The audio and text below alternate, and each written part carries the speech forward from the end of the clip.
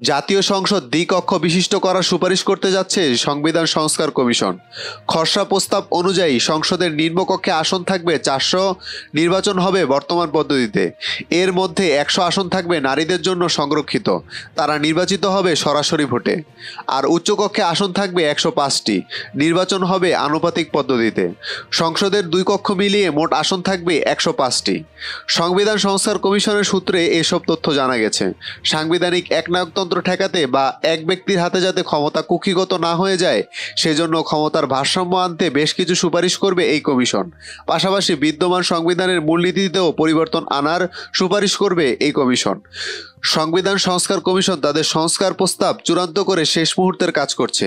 আগামীকাল বুধবার অন্তর্বর্তীকালীন সরকারের প্রধান উপদেষ্টা অধ্যাপক ডক্টর মোহাম্মদ ইউনূসের কাছে প্রতিবেদন জমা দেবে।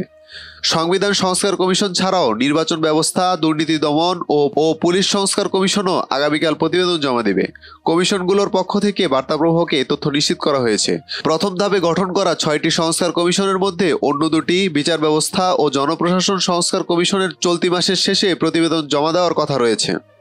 সংশ্লিষ্ট সূত্র জানায়, সংস্কার কমিশনগুলো নিজ নিজ ক্ষেত্রে বেশ কিছু মৌলিক পরিবর্তন আনার প্রস্তাব করবে। এই লক্ষ্যে তাদের প্রতিবেদনে যেসব সুপারিশ থাকবে সেগুলো মূলত দু ধরনের হবে। কিছু হবে স্বল্প মেয়াদে বাস্তবায়নযোগ্য, আর কিছু হবে দীর্ঘমেয়াদী। তবে কিছু সুপারিশ বাস্তবায়ন করতে হলে সংবিধান সংশোধন করতে হবে। এখন সংসদ নেই, ফলে নির্বাচনের মাধ্যমে একটি সংসদ গঠন না করা পর্যন্ত সংবিধান সংশোধন বা সংস্কার করার সুযোগ নেই। কমিশনগুলোর প্রতিবেদন পাওয়ার পর রাজনৈতিক দলগুলোর সঙ্গে সংলাপ শুরু করবে অন্তর্বর্তী সরকার। চলতি মাসেই এই আলোচনা শুরু হতে পারে। সংস্কার প্রস্তাব এবং এগুলোর বাস্তবায়ন নিয়ে ঐকমত্য হলে সংলাপ থেকে একটি রূপরেখা আসতে পারে বলে মনে করছেন সংশ্লিষ্ট ব্যক্তিরা।